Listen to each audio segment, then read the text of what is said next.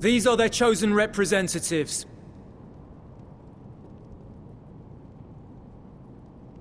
Very well. Let us hear what they have to say. Yes, sir!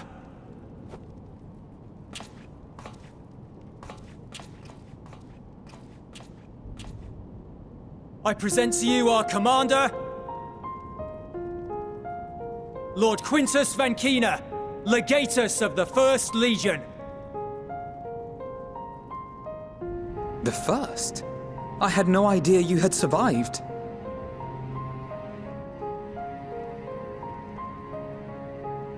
We lost our Emperor, our city, more than half our troops. For my wounds, I may never take the field again. But we survived, aye.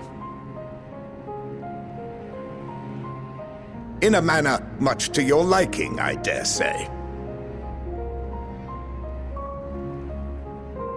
We have no intention of adding to your misfortunes, nor do we bear you any ill will.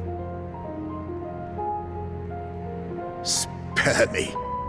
Though you children may speak in earnest, overtures of peace ever ring hollow in my ears. So long as man stands to profit from his neighbor's suffering, war is inevitable. Driven from our ancestral homeland into this blasted waste. Yet still you yearned to rob us of our paltry scraps. 'Twas only with Magitech that you learned to keep your distance. Though we knew it was only a matter of time before you regrouped and returned. Conquest and empire were our only defenses. Emperors Solus and Varus understood this, and through their campaigns saw us grow and prosper. Much blood has been spilled in Garlemald's name, aye. But if it is a choice between yours and mine, then it is hardly a choice at all. I do not deny that a great many conflicts throughout history were driven by the desire or necessity to gain by another's loss. That is not why we are here. Nor have we come to petition your aid in the war with the Telophoroi, grave though that threat may be. Our purpose is simply this. We wish to help you. Let us help you. If there is aught that can be done to ease your plight, we would be glad to do it. Perhaps you would.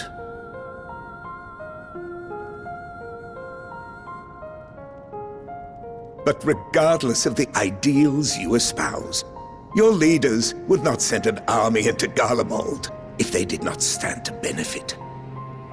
If we accept their aid, they will expect their efforts to be rewarded once the Telophoroi are no longer a threat. And after compensation and concessions, the great empire would be brought to heel. Her enemies rejoice at her downfall. Our third eye, a mark of shame. We won't stand idly by and let your people be humiliated.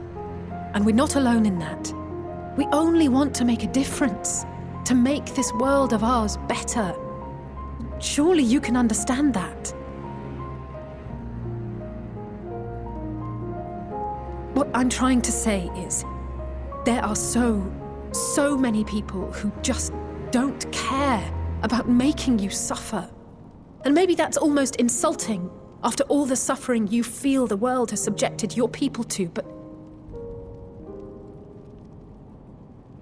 believe it or not, that's the truth. And now we're here, and all we're asking is for you to tell us what you want, what you hope for. So much blood has been shed, so much lost. All because of this endless war. Who wouldn't want to end it? Can we not work together to face our problems as one?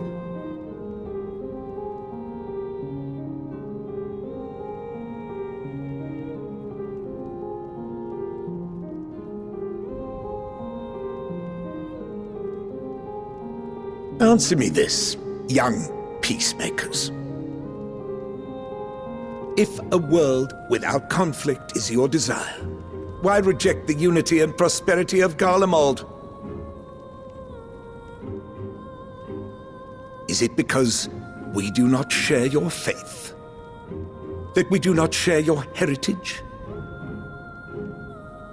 That our ideals and virtues differ? That we cherish and hold in the highest that which you do not?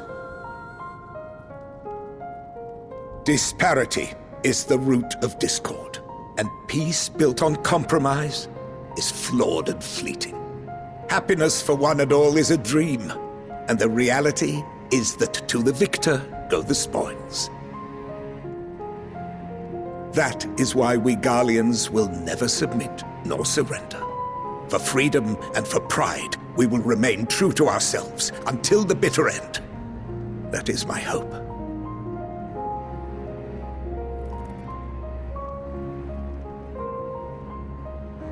It seems there is nothing more to say on the matter.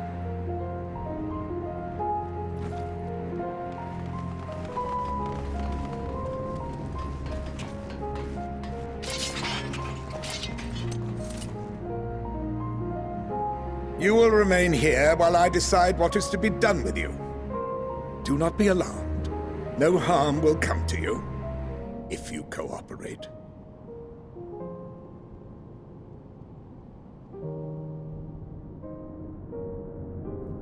We will not resist.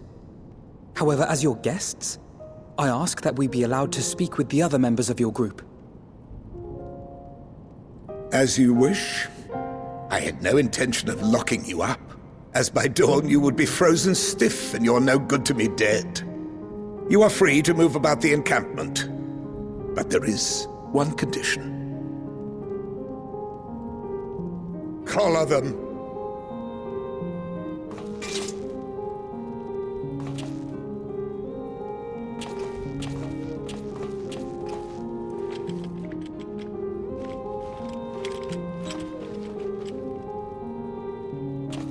What are these?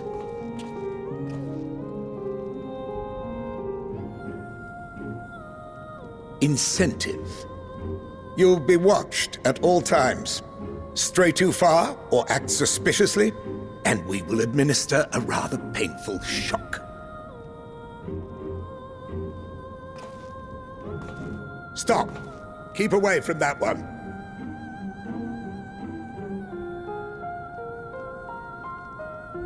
The champion of Eorzea is not so easily cowed.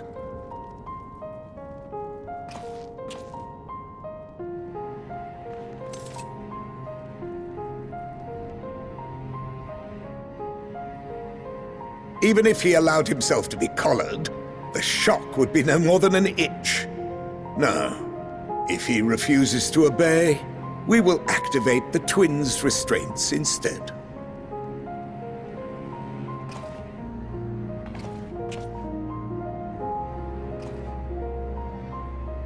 You needn't worry about us. We'll forget we're even wearing them soon enough. Even now, you still... Why go to such lengths? What is it all for?